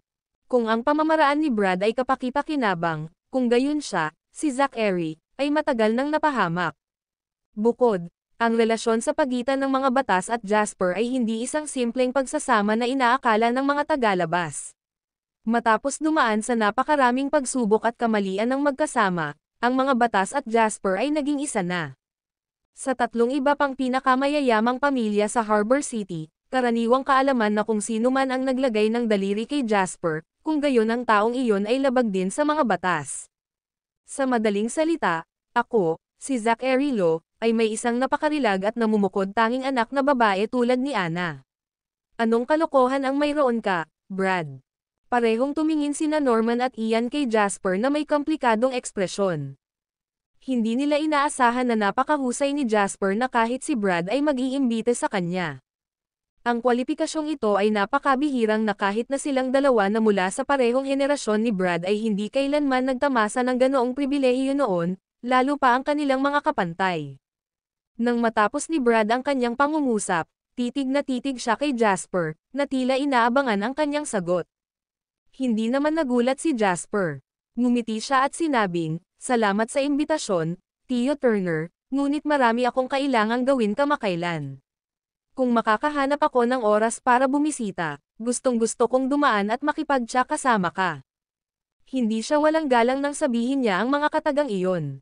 Sapat na para hindi masyadong nakakahiya kay Brad bilang kanyang elder, pero kasabay nito, hindi rin tinatanggap ni Jasper ang imbitasyon. Ang pagsasalita ay isang sining, at si Jasper ay malinaw na nakakuha ng ganap na kasanayan sa sining na ito. Hindi na nagulat si Brad nang tanggihan ni Jasper ang kanyang imbitasyon. Inihanda pa niya ang sarili sa biglang pagtanggi ni Jasper. Sa kabaligtaran, nakita niya ngayon si Jasper sa isang bagong liwanag dahil ang kanyang mga salita ay hindi nag-iwan sa kanya ng kahihiyan. Saka siyang umiti at tinapik ng magiliw si Jasper sa balikat, sinabing, "Not bad. You're pretty outstanding compared to your peers. Maghihintay ako sa iyong magandang balita kung gayon." Umalis si Brad pagkatapos sabihin ang mga katagang iyon. Kung tutuusin, ka-level at status siya ni Zachary, kaya hindi na kailangang masyadong magpaapekto kay Jasper. Sa tingin ni Brad, ang pag-aaway ni na Jasper at Eric kanina ay walang iba kundi away ng mga bata. Ito ay hindi nagkakahalaga ng pagbanggit sa lahat. Ang mga general ay lalaban sa mga general, mga sundalo na may mga sundalo. Walang dahilan para sa kanya, isang general, na harapin ang isang sundalong katulad ni Jasper mismo. Sumunod sa likod ni Brad, kinagat ni Eric ang kanyang bibig bago maglakad sa unahan. Pagkatapos ay sinabi niya sa mahinang boses, "Hindi mo alam kung paano pahalagahan kung ano ang mabuti para sa iyo." Nakangiti pa rin si Jasper na parang hindi narinig ang sinabi ni Eric. Nang makapasok na ang Laws and Turners sa Imperial Ballroom, tanging sina Norman, Ian, at Lisa ang naiwan sa eksena. "Pakipasok," mataray na sabi ni Jasper kina Norman at Ian. Ang video na ito ay edited by Urban Storytelling. Kabanata 440. Nag-iba ang ekspresyon ni Norman, at tinitigan niya ang nahihiyang ekspresyon sa mukha ng kanyang anak na may kirot sa puso. Huminga siya ng malalim at nagpasya. "Hindi ka namin sasamahan sa hapunan mamaya." Mahinahong sagot ni Jasper, "Bakit hindi ka nalang pumasok dahil nandito ka na rin?" Si Norman ay may komplikadong ekspresyon sa kanyang mukha. Nasa ospital pa rin si Benny at may hinihintay siyang operasyon. "Ang aking anak na babae ay mukhang hindi rin para dito ngayon, at hindi ko nais na gumawa ng katangahan sa aking sarili sa harap ng dalawang matandang amo." Walang pakialam na tumingin si Jasper kay Norman. "Huli na ang lahat para magsisi ka ngayong pinili mo na ang iyong paninindigan. Naisip mo ba na ang pag-urong ngayon ay maiiwasan ka sa problema?" Ungol ni Norman. "Ano ang gusto mo, kung gayon? Isang laban hanggang kamatayan." Ngumiti si Jasper. "Ang iyong mga salita ay medyo malupit para sa aking gusto. Mas gusto ko ang kapayapaan, at sigurado akong walang bagay na hindi natin mapag-uusapan." Maya-maya lang, lumapit si Ian at tinitigan si Jasper. "Anong kailangan naming gawin para iwan mo kami?" Ngumiti si Jasper. "Hindi pa ba huli na para itanong sa akin ang tanong na ito? Dagdag pa, sabihin mo na binitawan kita, bakit sa tingin mo ay gagawin din ng mga Turner? Kung ganoon ay problema pa rin namin at ng Turner family. Ang sinasabi ko ngayon ay ang ugali mo." Sigaw ni Ian. Lumingon si Jasper kay Lisa at nakita niya ang labis na hinanakit sa mga mata nito bago ito biglang nagsalita, "No space for discussion then." Si Jasper ay hindi kailanman nagkaroon ng pagnanasa na mang-api ng mga tao ng walang dahilan, dahil siya ay laging namumuhay na may moto na mapayapa maliban kung pinukaw. Ngunit hindi iyon nangangahulugan na siya ay isang santo. Alam niya na kung hindi niya lubos na sisirain ang mga taong may matinding pagkamuhi sa kanya, mas magdudulot lang sila ng problema sa kanya sa hinaharap. Lalo na pagdating sa mga tao tulad ng Gardners at Hulls. Ang mga taong ito ay may parehong pera at kapangyarihan at maaaring lumikha ng mga isyo para sa kanya sa anumang pagkakataon. Alam niyang hindi magpapasalamat sina Lisa at Ian sa kanyang awa kung patatawarin niya ito, ngunit sasamantalahin lamang ito para makabawi at makapaghiganti. Upang maiwasan ang higit pang mga komplikasyon, kailangang tiyakin ni Jasper na ganap niyang inalis ang anumang kakayahan na natitira sa kanila upang lumaban o maghiganti. Sumalubong sa mga mukha ni na Ian at Norman ang mga ekspresyon ng mukha nang marinig nila ang sinabi ni Jasper. May panghihinayang, galit, at higit sa lahat, galit. Naramdaman nilang nakatingin sa kanila si Jasper. "Kung sa tingin mo ay crush mo na ang pamilya natin, umalis ka na." Natahimik ang ekspresyon ni Ian habang malamig na nakatingin kay Jasper. Ngumiti si Jasper at tumalikod na para pumasok sa Imperial Ballroom. Sa pagtulak sa pinto, makikita ang lahat na nakaupong nakakalat sa sofa sa napakaganda at kumikinang na Imperial Ballroom. Naayos na ang round table pagkatapos ng laban kagabi, at walang bakas ng anumang pinsala. Nang naroon na ang lahat, ipinaalam ni Jasper ang iba. Walang paraan na maghintay ang mga matandang master sa iba sa hotel, kaya darating lang sila kapag nalaman nilang nandoon na ang iba. Makalipas ang mahigit 10 minuto, nakatanggap si Jasper ng abiso at ipinaabot ito kina Zachary at Brad. Tapos, sabay silang tatlo na bumaba. Masayang nag-uusap sina Jasper at Zachary sa daan, naiwan si Brad na malamig at tahimik na tumitig sa dalawa.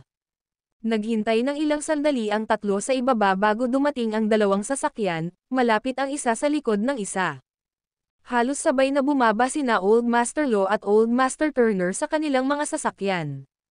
Parehong pinuntahan nina Zachary at Brad ang kanilang mga ama. Ito ang unang pagkakataon na nakita ni Jasper si Old Master Turner. Sa edad, mukhang 6 hanggang 7 taong mas matanda siya kaysa sa Old Master Lo.